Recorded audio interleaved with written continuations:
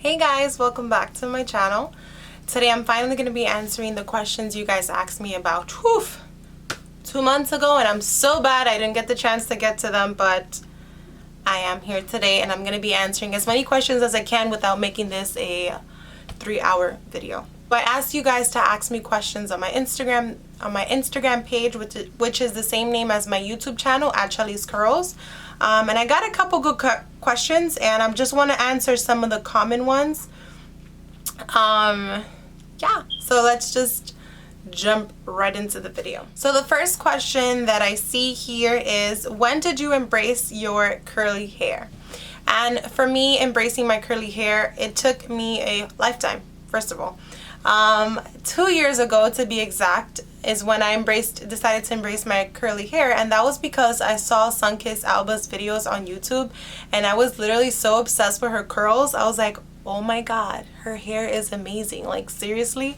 So I was like, I wonder what my natural texture is like. I was like, I wonder what my curls look like her curls are popping, what about mine? Like, can mine do that too? And that was like my point to where I was just like, okay, I need to not use heat anymore and get my hair back to being healthy. Like, I want to know what that is. And obviously, growing up in a Hispanic household or in society, straight hair was beautiful. So that's something I was used to. I was used to always straightening my hair, and I didn't even know what curls were. I didn't even know anything about curly hair, like, at all. I had no idea that there was different hair types, different porosities. Like, all of that came in after, at that point where I was like, all right, I need to take care of this hair. And on top of that, the driving point for that was when I had super duper long pin straight hair. Like, I was obsessed with long black pin straight hair, and I'm talking about pin straight that if there was a dent in my hair, I would straighten it. So that means I would be straightening my hair every single day with a flat iron. Like, the flat iron was my BFF. So my hair was legit damaged. And when I was in 2015, throughout the year, I wanted to go natural, but I still wanted to straighten my hair because I really liked how my hair long and straight looked. But during that year, I had layers. I went to the salon and the lady had absolutely no idea what she was doing. I was like, hey, can you cut me layers? She was like, sure, let me just do a tail. So she did me a tail. Yep, so I had a long little tail and it was just not cute. So I told my sister, I was like, hey, can you even out this hair for me? And I was thinking, you know, she was gonna cut just a little bit.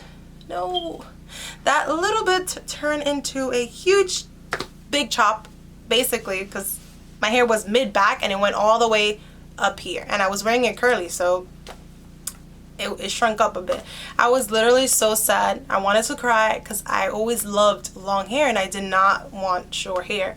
And that, I saw a picture of myself, my fro. It was a disgusting fro. It was just nasty, and I was just like, oh no, like, we need to fix this hair and we need to get it to its healthiest state. And I think that was the driving point to me. And now I tell her, I'm like, thank you so much for cutting my hair, because if she would have not cut my hair, I would have never taken that bold step to fully transition. So that was kind of like a wake-up call for me, and it was just like, all right, girl, like, you don't want to be walking around with your hair looking like a mop, so let's get it to its healthy state. So I think that was the point where I decided to fully embrace my natural hair.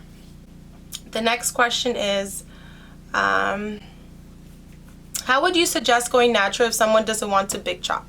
And that's a great question, because I myself was so attached to length that I didn't care so much about the health. I just wanted overnight to wake up with beautiful, long, luscious curls. And yeah, and that's, unfortunately, that's not the reality. You know, you have to, it's up to you. It's either you want to do it all in one chop or you want to prolong it. And I decided, even though for me the first initial chop was a big chop for me, I still had a bunch of damage left. So what I would do is that I would just cut my hair whenever I saw straight pieces.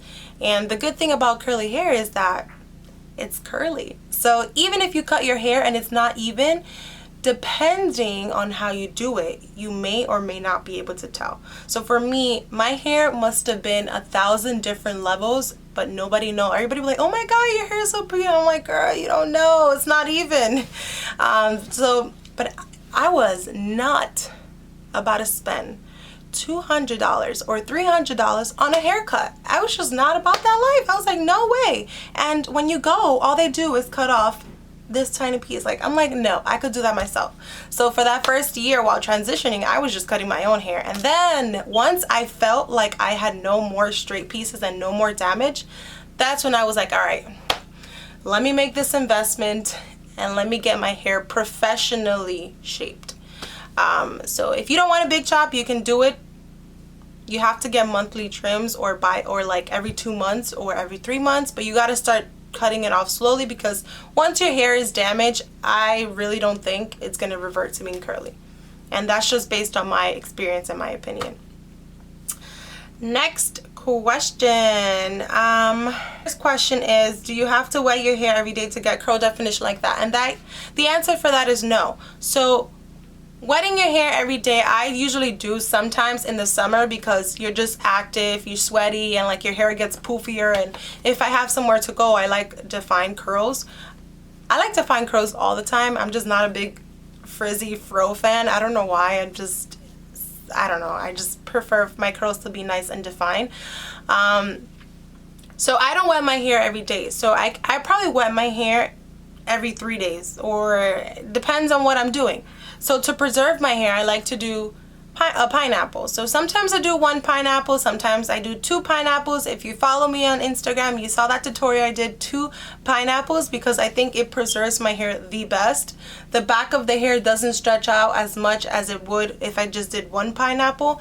Or sometimes I would sleep with a bonnet if I have a protective style going on in the front. So like if I have braids, if I have twists that I want to preserve for the next day, I don't do a pineapple. I just do put it all in a bonnet. So yeah, my recommendation, you don't have to wet your hair every single day. Just pay attention to how you sleep with it. And then sometimes I do the pineapple and then I put a satin scarf on top of it. And I also sleep on top of a satin pillowcase in case that satin scarf decides to be rude and slide off my hair. So I'm always protected at night. So no. And then the second question is, how do you recommend maintaining natural hair and colored hair? So the answer for that, if you know me and you follow me for a very long time, you know that my answer for that would be deep conditioning. Deep conditioning is like the remedy to like everything. Yeah, deep conditioning is what helps, and scalp massages, adding scalp oils and treatments. Protein treatments are amazing for your hair. It keeps that bounce in your curls. It keeps that shine. Apple cider vinegar rinses are also my go-to. I absolutely love those things. And it's all about how well you take care of your hair after it's being colored.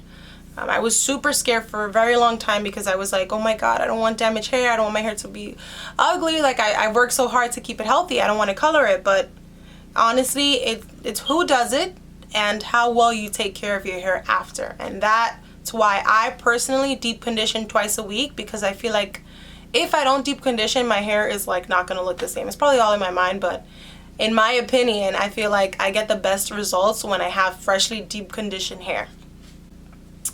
And then, whoa, this video is gonna be so long. Okay, one more question, because I don't want to bore you guys. One more question.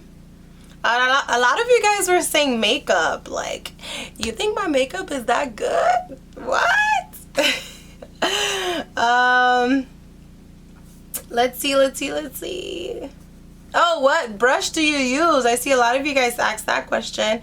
And my go-to brush is the Denman brush. Like, the Denman brush has my name written all over it because I'm using that thing morning, day, and night. Like, literally, I cannot style my hair without using a Denman brush or a brush that's like the Denman brush. Like, I get the best results when I use a Denman brush. And some people can use their fingers, and I just don't. I feel like my fingers don't go all up in there and get every strand like the Denman brush does.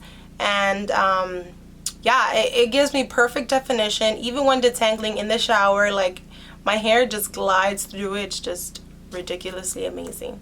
So yeah, that's all the questions I'm gonna answer in this video.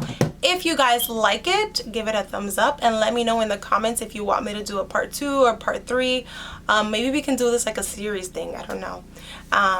And yeah, I'm gonna start making more videos here on YouTube because I feel like you guys don't really know me like that. Like you only see my tutorials over music, but yeah, if you guys want like more of an interaction kind of thing on my channel, I'm planning on bringing over all of the tutorials that I have on my Instagram and doing them more in-depth on my YouTube channel to hopefully help some of you who are still struggling, which I understand because it can be a little bit challenging, but hopefully doing talk through tutorials will be able to help you out a little bit more.